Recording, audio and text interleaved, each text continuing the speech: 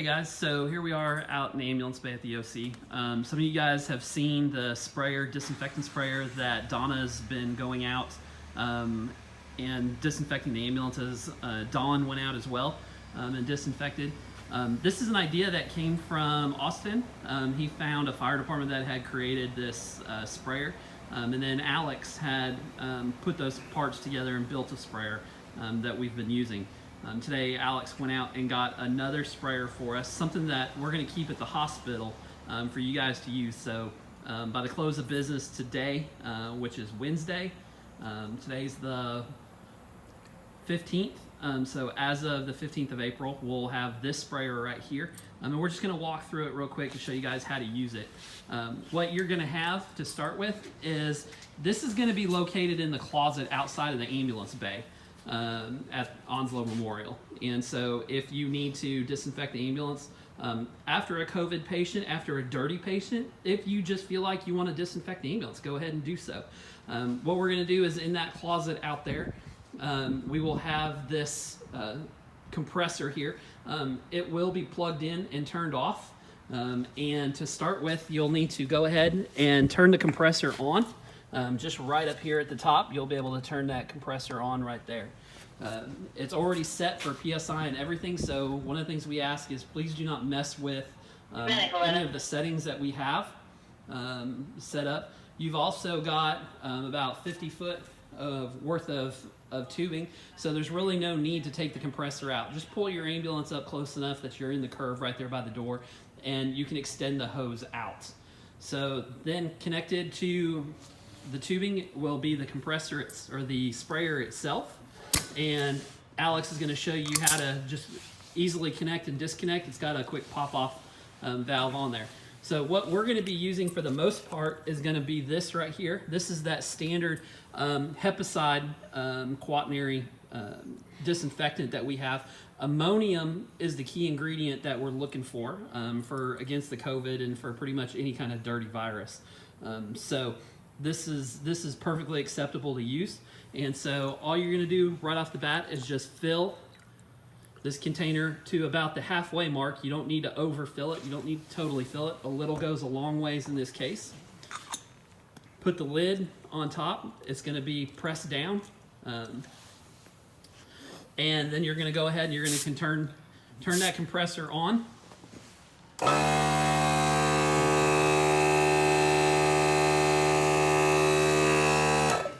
And just for the sake of the noise, we're going to actually turn it back off again. But once you build up pressure in there, you can actually spray it. And all you need to do is get within just a couple of feet and just spray. It's going to put a light film on, and there's really not much to it. Just spray it over the top. You can spray the monitor, you can spray your computer equipment, you can spray the cot, you can spray the walls, you can spray the floors. Just put a nice film, nice spray pattern across, and just let it sit. There's really no wiping off that you need to do, just let it sit on there. If you do get a little bit of a buildup on there, you can wipe it down, it's no big deal. If you get it on your computers, that's fine. On the refrigerators, that's fine. And we highly encourage you to do the floors, the ceilings, the walls. You can do the interior cabinets, the exterior cabinets. Just make sure that any medical equipment that you introduce inside the human body, just make sure that that's sealed up. So obviously we're not going to want oral airways, nasal pharyngeal airways, ET tubes. None of that stuff should be open. Make sure that stuff's sealed up. We don't want to introduce that with the cleaning chemical on it. But you can spray the cab of the truck. You guys, we're also going to have in the form of an air pack version that we're going to keep out at the stations. One of them will be at Station 8. The other one will be here at Central. And with the air pack, basically it's going to be the same setup. You're just going to turn on the air pack at the base, and you can spray it directly from the bottle.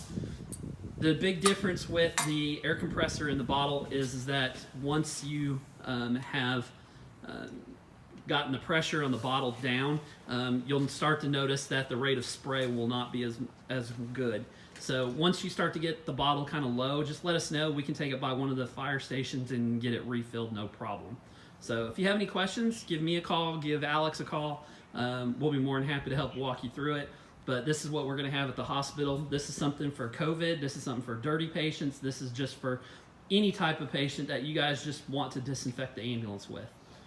Last thing to be said is once you have finished spraying, if you would do us a favor and please do not leave the disinfectant in the canister. Any that's left over, if you will either discard it or you can pour it back in the bottle. And if you use the last of the bottle, please let us know, and we will make sure that we get them extra stuff out there. So once again, be safe.